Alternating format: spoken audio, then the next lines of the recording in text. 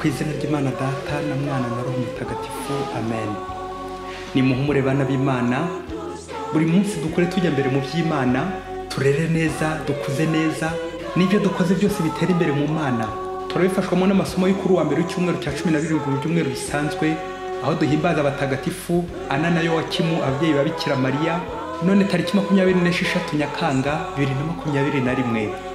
Isomo rya mbere ryo mu gitabo cy'imuka Misiri, umutwe 32, umurongo 15 kugeza kwa 24, n'uwa 30 kugeza kwa 34. Musa arahindukira amanuka umusozi atwaye bya bimanyu bibiri by'amabuye y'urwibutso rw'isezerano.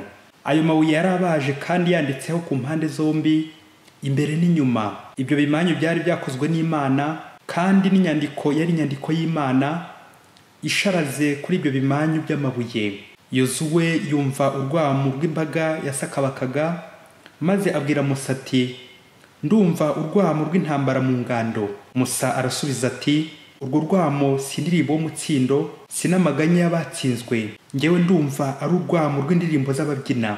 Ngo agere hafi y'ingando, abona cya kimasa n'abakibyiniraga, nuko uburakari bwa Musa buragurumana, ajugunya bya bimanyu by'amabuye bijanjagurikira munsi y'umusozi. Maze yenda cya kimasa bari bakoze aragitwika, agisyamo ivu rigogoye, arivanga n'amazi, maze aryuhira Abayisiraheli. Musa abwira Aroni ati, uyu muryango wakugenje ute kugira ngo wemere kuwukoresha igicumuro gikomeye? Aroni arasubiza ati, uburakari bwa databuja nibwoye kugurumana, ubwantobe k'umuryango uba wegamiye ku kibi. Bambwiye bati, dukorera imana zo kutugenda imbere, kuko Musa uriya wa mugabo watuvanye mu gihugu cya Misiri tutazi uko byamugendekeye. Ndababwira rero nti, abafite zahabu nibaziyambure ku matwi. Barazimpa, nzishongesha mu muriro, maze havamo icyo kimasa. Bukeye bwaho Musa abwira rubanda ati, mwakoze icyaha gikomeye. None ubu ngubu ngiye kuzamuka njya imbere y'Uhoraho, wenda nashobora kubarongera imbabazi z'igicumuro cyanyu. Musa yongera gusanga Uhoraho, maze aravuga ati, ntabyo. Uyu muryango wakoze icyaha gikomeye, bihimba ibigirwamana bya zahabu. None rero wabari igicumuro cyabo, bitabaye ibyo unsibanganye mu gitabo wanditse. Uhoraho asubiza Musa ati, uwancumuyeho niwe nzasibanganya mu gitabo cyanjye. Ngaho genda uyobora umuryango aho nakubwiye, mumarayika wanjye niwe uzakugenda imbere. Ariko umunsi wo kubahana nugera, nzabahanira igicumuro cyabo. Iryo ni ijambo ry'Imana. Zaburi ni 106. Uhoraho uratwibuke, wowe ugira neza umuryango wawe. Kuri Horebu abasokuruza bacu bacuze inyana, bapfukama imbere y'icyo cyuma. Uhoraho ikuzo ryabo, bamusimbuza ishusho y'ikimasa kirisha ubwatsi. Bibagiwe batyo Uhoraho umukiza wabo, we wakoreye mu Misiri ibintu bikomeye, ibitangaza mu gihugu cya Kamu, n'akataraboneka ku nyanja y'urufunzo. Uhoraho yari mu migambi yo kubatsemba, iyo Musa intore ye atamwikubita imbere ngo abuze ubukana bwe kubarimbura. Uhoraho uratwibuke, ubugira neza umuryango wawe. Nyagasani Yesu nabane namwe. Amagambo mu Ivanjili ntagatifu Yesu Kristo uko yanditswe na Matayo, umutwe wa 13, umurongo 31 kugeza kwa 35. Muri icyo gihe Yesu abacira umugani ati, ingoma y'ijuru imeze nk'imbuto ya sinapisi umuntu yateye mu murima we. Niyo nto mu mbuto zose, ariko iyo imaze gukura isumba imyaka yose yo mu murima, ndetse ikaba igiti ku buryo inyoni zo mu kirere ziza kwarika mu mashami yacyo. Abacira undi mugani ati, ingoma y'ijuru imeze nk'umusemburo umugore yavanze n'inshuro 3 z'ifu, kugeza igihe byose bitutumbye. Ibyo byose Yesu yabibwiraga rubanda mu migani, ntacyo yababwiraga atababwiriye mu migani. Bityo huzuzwa iby'umuhanuzi yavuze ati, umunwa wanjye uzavuga mu migani, nzamamaza ibyahishwe kuva isi ikiremwa. Iyo ni Ivanjili ntagatifu. Bana b'Imana nimukomere, twongeye turatomboye uyu munsi. Umugambi w'Imana ni uwo kudukiza buri munsi, tugakura mu gihagararo no mu bwenge, tugatera imbere kuri roho no ku mubiri. Umuhanga yaravuze ati, tout ce qui grandit grandit dans le silence. Ibikura byose bikura bucece. Imana ntiba mu rusaku, Imana ikunda umutuzo, igenda gake gake gake gake, ariko ari ku ntambwe zacu twebwe abantu, igenda yishura buhoro buhoro buhoro buhoro. c'est ça la pédagogie divine, kugeza igihe noneho izigaragariza neza imbona nkubone. Mu masomo y'uyu munsi turazirikana ku ngingo iryoshye cyane yo gukura, la croissance. Mu bigeranyo by'ingoma y'ijuru yihishe itangira buhoro buhoro ikagenda ikura igatutumba, bityo abantu bagashobora kuyinjiramo bagakira. Libre et sauvé. Abanyamuziki, abacuranzi, abahimbyi, abaririmbyi, mu muziki habamo ibimenyetso byinshi cyane biyobora indirimbo. Ariko reka ngaruke kuri ibi by'ingenzi bikunze gukoreshwa biza gutwinjiza neza mu ntego y'amasomo y'uyu munsi. Decrescendo et crescendo, birutwa na biruta. Ikimenyetso cya mbere decrescendo ni ijambo riva ku nshinga y'ikilatini decrescere, bisobanura decroître, diminuer, kumanura, kugabanya. Iyi rero decrescendo ikaba adverbe ingere y'uburyo, en décroissant, ugenda ugabanya ingufu buhoro buhoro kugeza urangije. Nayo imbusane yayo ni crescendo, du verbe crescere qui signifie croître, se multiplier, grandir, kongera, gukura, kuzamuka, gutera imbere. Reka umuziki tuwushyire mu buzima bw'amasomo y'uyu munsi, aho ushobora kumanuka mu cyiza cyangwa no mu kibi, kimwe nuko ushobora kuzamuka mu cyiza cyangwa no mu kibi. Ese wo mukristo ukurikije uko uhagaze muri iki gihe cya covid, ndavuga uko uhagaze mu kwemera, nawe urabizi, mu buyoboke bwawe n'Imana, ta devotion, mu bikorwa by'urukundo, mu kugira neza. Ese uri muri decrescendo cyangwa uri muri crescendo? Wasanga se ugenda ukura nk'isabune igenda ishonga ikuri isubira inyuma, ikagenda igabanuka, kandi Imana igufiteho umugambi wo kwigukuza ugatera imbere, bityo ugateza n'abandi imbere, bakariki wawe, bagacumbiki wawe, Imana igakurera nawe ukarera abandi. Mu isomo rya mbere harimo ikimenyetso cya decrescendo mu kwemera, kugabanuka mu kwemera. Ubwo Abisirayeli baribye Musa ku jisho, kwa gukorera ijisho babyeyi, none bacuze ikimasa, Veau d'or, bari kukiramya ngo niyo mana yabo. Idolatrie, cyaha Imana y'ingurunuka, kuyibangikanya n'ibindi, gusengera ibigirwamana. Ibaze nawe kuva ku Mana yagukuye mu Misiri ukagenda ugabanuka umanuka, ugashonga pe, kugeza no gushongesheje zahabu ukayikuramo ikimasa, ngo iyo niyo mana yawe. Uko kuva ku Mana ujya ku bigirwamana bishushanya kuva ku bantu usanga ibintu. Rero mu minsi iri imbere nuko kwitondera, uzava ku bumuntu ugere ku bunyamaswa, nk'uko Abisirayeli babigenje nyine. Bavuye kuri Musa none bageze ku kimasa. Kubera iki? Wirukanye Imana iwawe. Ni koko bavandimwe, umuntu wese wabuze Imana mu rugo rwe, mu mutima we, ajya muri decrescendo, akagenda ashonga buhoro buhoro. Rero uyu munsi nawe muvandimwe, ukurikije uko Abisirayeli bimitse ikimasa, nawe urebe ubwoko bw'ibigirwamana wimitse mu nzu yawe, mu mutima wawe, mu byo ukora. Cya kigirwamana faranga, buraya, businzi, busambo, cyubahiro, gushakisha amakuzo, kurika ku bintu amasigamana, ni ugusiga Imana nyine, kwishora mu ngeso mbi z'urukozasoni n'urugomo n'ibindi bigirwamana byinshi abantu bamwe bihimbahimbiye muri iyi minsi, aribyo bizabageza mu mutuku, bikabageza aharindimuka nyine muri decrescendo, nk'aba Abisirayeli twumvise. Umuhanga ati ikigirwamana ni ikintu cyose ukunda ukaba utakiburira umwanya, ariko kikakubuza Imana nyakuri.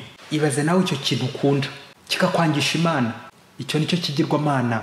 Uyu munsi rero ngewe nawe muvandimwe twari twaraguye muri idolatrie ku buryo butandukanye. Musa umugaragu w'Imana agiye kudutakambira ku Mana, adusabira imbabazi, ari wari nanjye, twitegure kujugunya ibyo byose bitubuza Imana, ibyo bikingiriza Imana mu mitima yacu, maze nawe uzamuke uve mu isaha ujye mu isuku, uve muri decrescendo ushyiremo crescendo mu kugana Imana. Naho mu ivanjiri y'uyu munsi, mu gihe mu isomo rya mbere tubonyemo ikimenyetso cyo kumanuka, mu ivanjiri harimo ikimenyetso cyo kuzamuka, crescendo, en croissant, ugenda wiyongera buhoro buhoro, utera imbere mu cy'Imana, mu byiza. Yesu aduhaye ingero ebyiri z'ibintu bikura bizamuka, imbuto ya sinapisi n'umusemburo. Urugero rwa mbere, imbuto ya sinapisi uko igenda ikura. Umunyarwanda ati sindera ibuye umwana arakura. Yesu ati imbuto ya sinapisi niyo nto mu mbuto zose, ariko iyo imaze gukura isumba imyaka yose yo mu murima, ndetse ikaba n'igiti ku buryo inyoni zose zo mu kirere ziza kwarika mu mashami yacyo. Amen. Imbuto irakura, nawe ibuye ryo ntiriva aho riri. Bakristo bavandimwe, igikubwira ko umuntu akuze nuko akomera, agakomeza abandi, supporter les autres, nk'uko inyoni ziza kwarika mu giti cya sinapisi nyine. Niyo amasakamento atatu, amasakamento y'ibanze umukristo aba yarahawe ahura n'ubuzima busanzwe bw'umuntu hano ku isi. batisimu ukaristia no gukomezwa, baptême, eucharistie et confirmation. Aho kuvuka tubigeranya na batisimu, naho kugaburirwa cyangwa kurya tukabigenya n'ukaristia, gukomera ariko gukomezwa. Uwayahawe amasakamento neza aba ari umukristo koko, ku buryo abashobora guheka abandi nk'uko byara muri batisimu kwakomejwe, guheka abandi, supporter les autres. Naho umusemburo wo Yesu ati, ingoma y'ijuru imeze nk'umusemburo umugore yavanze n'inshuro 3 z'ifu kugeza igihe byose bitutumbye. Amen. Ni twa tuntu duto tubyara ikintu kinini, twa tuntu duto ushobora kungikanya tukazabyara ikintu kinini, twabigeranya n'ibyaha ugenda wungikanya cyangwa n'ingeso mbi zikazakubyarira urupfu, umuriro w'iteka.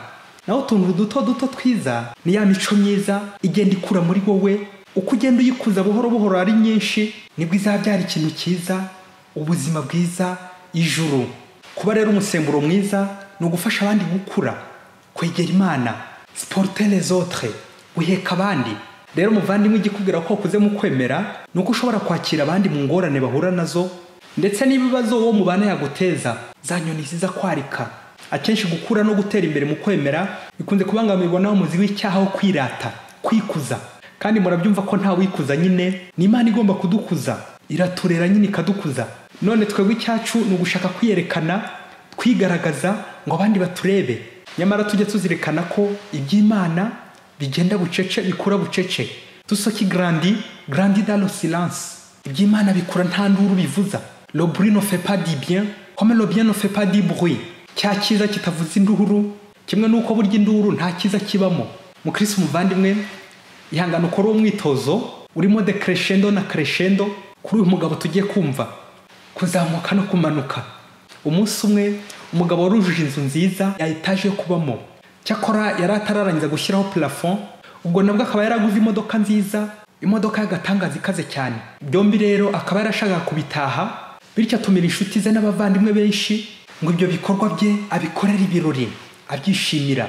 Ubwo rero bari kuzabitaha mu kundi kwezi nk'uko ubutumire bwabivugaga, nuko baza gutanga itangazo mu rwego rwo gukumira icyorezo cya covid, batangaza ingamba zo kwirinda coronavirus, ko nyuma y'iminsi 3 ntawemerewe gukora ibirori. Wa mugabo rero n'igitaraganya yumvise ko ntawe uzakora ibirori, ubwo arakwirukiye agiye muri banki ahita afata credit ngo ahitemo koramo bya birori, hato covid itazamuvangira aterekanye imodoka n'inzu bye. Ibyo byose yagezeho. Nuko kuri umunsi ukurikiyeho nyine inshuti n'abavandimwe bazi igitaraganya gutaha bya bikorwa, bararya, baranywa, barahaga, barasinda bikomeye pe. Wa mugabo rero mu kwemera ku batumirwa be yiyemeza rero kubacyura muri ya modoka ye ngo bayumvemo umunyenga bwa mbere, ari nako nyine bayitaha. Nuko ko yagatwaye yasinze wese yabaye nk'ibyatsi, ya modoka iza guhirima, cyakora Imana ikinga akaboko barimo bararokoka, usibye ibikomere bakiri kwivuza kwa muganga, ariko imodoka yo iba ubushingwe. Rero uyu mugabo iyi gahunda yaguma mu rugo nyine iza kumusanga mu bitaro ari kwivuza n'aba batumirwa be, mu gihe ya modoka nayo bigoye ko yashyika no muri garage pe, kubera ko yabaye ubushingwe. Kandi mu gihe yanzu nyine itaruzura, ndetse kubera imvura yatangiye no kuva, kubera ko nyine batari bakarangiza kuyisakara, mu gihe kandi inzara ari yose muri gahunda yaguma mu rugo iwe. Hanyuma kandi bya deni rya banki aherutse gufata kugira ngo atahe yanzu n'iyo modoka, muri gahunda yaguma mu rugo babyeyi. Ese uyu mugabo ko yahoze ari umukire w'icyitegererezo, yaratumbagiye mu bukungu pe, azabigenza ateye ko ibibazo bimanye byinshi kandi bije byisukiranya? Ese ubu yaba ari muri crescendo cyangwa ni decrescendo? Yaramanutse cyangwa yarazamutse? Nguko uko bamwe batanya n'agashyuhirane mu by'Imana bakazarangiza mu bigirwamana nk'abayisiraheli, ikigirwamana faranga, cyubahiro ushobora gukoresha nabi mu bwiyemezi bwawe, kikakumanura kikakurindimura muri decrescendo, abakomeye lesperbe bagahananduka. Mukristo muvandimwe, Imana nubwo utahita uyibona ku kanya, ariko ibyo ikora biragaragara kandi yirakuruzi muri byose. Uko utabona umuntu ari gukura, ahubwo bigenda byerekana umunsi ku wundi, ni nako iby'Imana burya bigenda bikura buhoro buhoro buhoro buhoro buhoro buhoro. La pédagogie divine, ko Imana igenda yishura buhoro buhoro. Ntabwo Imana iza gutya nk'ikimanuka ngo kwizaniye ubukira ko kanya, igenda buhoro buhoro, ukura, uzamuka, utera imbere. Rero muvandimwe, wishaka kwirukanka ngo usige Imana, wishaka kwikura mu Mana, wishaka kwigenga ngo iby'Imana birakurambiye, wishaka kwikuza kuko Imana ari iza gukuza nyine nka Bikira Mariya, ukareka Imana ikagukuza nka Bikira Mariya, umwana warezwe neza. Wishaka rero kwikuza kuko Imana ari yo kugukuza nyine, ugakomera, ukujijwe n'Imana nyine arakomera nka Bikira Mariya. Umukristo rero nuhora atera imbere agakomera muri Semper Magis, toujours en avant. Buri munsi ugahora utera imbere mu by'Imana, ukagenda umenya iby'Imana, usobanukirwa buhoro. Rero umukristo muvandimwe, uze kureba uyu munsi niba uri gutera imbere mu Mana cyangwa niba uri gusubira inyuma. Ese uracyasenga neza? Uracyavugisha pure? Uracyashengerera? Uracyumva ijambo ry'Imana? Ese nta mirimo waba warahagaritse cyangwa ubutumwa byafashaga abandi gukura ugakomera kandi ugakomeza abandi? Nuko rero muvandimwe, uko utera imbere ku mubiri birabe no kuri roho. Ntugasubire inyuma, komera, komeza n'abandi mu kwemera, komera mu Mana. Ana na Yowakimu batagatifu, ababyeyi ba Bikira Mariya, mwabyaye Bikira Mariya aba nyina w'Imana, muramurera arakura. Natwe turabisunze ngo mudufashe kubyarira Imana, turerere Imana, dufashe abo dushinzwe bakure bagana Imana. Ana na Yowakimu batagatifu, mudusabire. Amen. Mwese mukure kandi mutere imbere buri munsi, maze Imana ibahe umugisha. Imana Data na Mwana na Roho Mutagatifu. Amen. Padiri Masumbuko Ladislas wa Diyosezi ya Cyangugu.